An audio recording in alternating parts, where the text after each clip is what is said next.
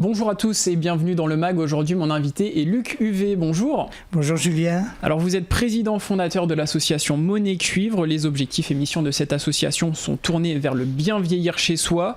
L'espérance de vie moyenne augmente. Est-ce que c'est donc dans cette optique que vous avez créé l'association ?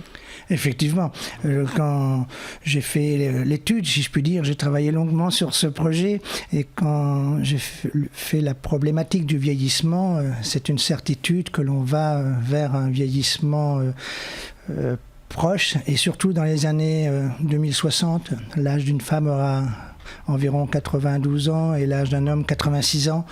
Donc le maintien à domicile est une nécessité, je pense. Et donc il faut forcément se tourner vers cette problématique. C'est aussi pour ça qu'il est important d'agir dès aujourd'hui pour un avenir plus serein, car les prévisions nous en parlent, mais c'est déjà le cas pour certaines personnes. La perte d'autonomie représente un enjeu majeur pour les seniors. Vieillir à domicile a un coût croissant. Est-ce que vous pouvez nous en parler justement de ce coût ?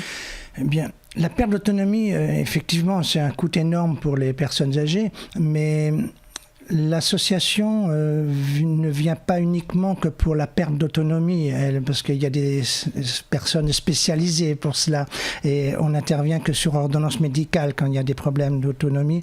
Mais pour le maintien à domicile, effectivement, les biens parfois, hélas, ne sont plus adaptés. Et comme nous sommes encore une fois dans une vie très vieillissante et nos personnes âgées sont de plus en plus démunies, leur pouvoir d'achat diminue, donc il faut vraiment venir en aide à ces personnes pour le maintien à domicile, c'est une certitude. Oui, il y a l'entretien, la rénovation de l'habitat, le réaménagement des espaces de vie pour les personnes les plus démunies. Est-ce que l'urgence, elle est globale ou est-ce qu'il y a des secteurs justement plus touchés ? Non, l'urgence n'est pas globale. Il y a des secteurs plus ou moins touchés, bien évidemment. Bon, je ne vais pas parler de la Normandie, parce que je suis originaire de ma Normandie. Et puis, il y a un bon nombre de personnes âgées, mais nos élus le savent très bien déjà. Mais je pense que l'association a pleinement sa place. Et les secteurs, non. Moi, j'ai des appels de toute région. Et c'est là où, peut-être me poserez-vous la question tout à l'heure, mais sur tout le territoire national, maintenant, depuis un an et demi, j'ai des appels de diverses régions. C'est là que je me dis que l'association, elle est peut-être la bienvenue, mais elle a encore un long chemin à faire. Et elle va prendre de l'ampleur, puisque l'association où vous avez lancé, le projet a été lancé en 2012, et elle s'est développée donc, au niveau national, comme vous le dites, il y a une demande nationale. Oui. Pouvez-vous nous expliquer justement les grandes étapes de ce développement, afin de mieux cerner les enjeux qu'elle défend ? Eh bien, les étapes ont été franchies sans même que je me rende compte, parce que j'ai eu la chance de rencontrer de nombreuses personnalités lorsque j'exerçais mon activité professionnelle d'agent immobilier à Paris. Donc les portes se sont ouvertes sans que je m'en aperçoive. Et puis les gens ont parlé de région en région et c'est pour cela que l'association se fait connaître dans l'Hexagone. C'est tout simple finalement. Mais j'y travaille beaucoup. Vous y travaillez beaucoup et vous êtes attaché, comme vous l'avez dit, à la Normandie. Parlez-nous justement du bien vieillir chez soi en Normandie, justement. Alors, le bien vieillir chez soi en Normandie. Bien écoutez, moi j'ai eu, surtout après une émission chez vous, voilà quelques mois, suite à cette émission, j'ai eu 83 appels. Donc, la preuve qu'il y a une forte demande. Bien sûr, ça descend très très vite parce que les dossiers viennent à l'association par le biais des municipalités. C'est-à-dire qu'on s'est complètement protégé. Les dossiers viennent par chaque mairie connaît malheureusement les cas les plus défavorisés, donc l'association prend en charge les dossiers pour pouvoir, enfin certains dossiers, pour pouvoir faire le complément des dépenses qu'elles ont à investir, ces personnes-là. Donc parce que les mairies ne donnent pas toujours à 100% les fonds. Donc l'association fait le complément, tout simplement. Mais en Normandie, oui, j'ai aidé, depuis la dernière émission, j'ai aidé 2 personnes ici sur le territoire normand et proche ici. Donc vous nous parlez aussi du rôle des mairies. Les communautés locales sont également très investies justement à vos côtés.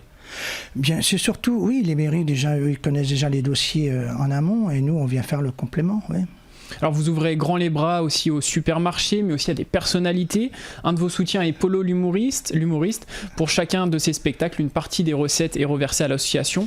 Comment est-ce que vous avez noué le lien avec Polo ? Alors, avant de parler de Polo, et puis j'ai bien d'autres artistes, mais avant de parler de Polo, je vais vous parler les liens avec les supermarchés, les grandes surfaces de distribution alimentaire ou distribution de matériaux. Bien entendu, je leur tends les bras, mais je l'ai déjà côtoyé, ces personnes-là. J'ai l'impression qu'il y en a qui sont sourds, mais c'est pas grave.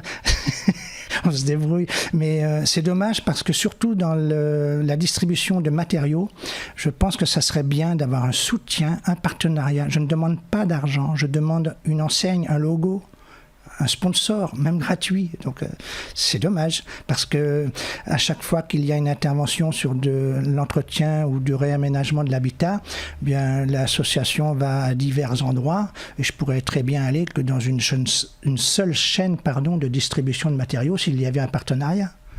Donc ce serait bonus pour tout le monde. Ça serait bonus pour tout le monde en effet, mais ça va peut-être justement arriver suite à l'émission pour le coup. J'espère. Et donc votre relation avec Polo ? Eh bien la relation avec Polo, comme je viens de dire, ça s'est fait très naturellement parce que j'ai eu la chance encore une fois de côtoyer beaucoup de monde à Paris, et j'en connais toujours bien entendu à Paris.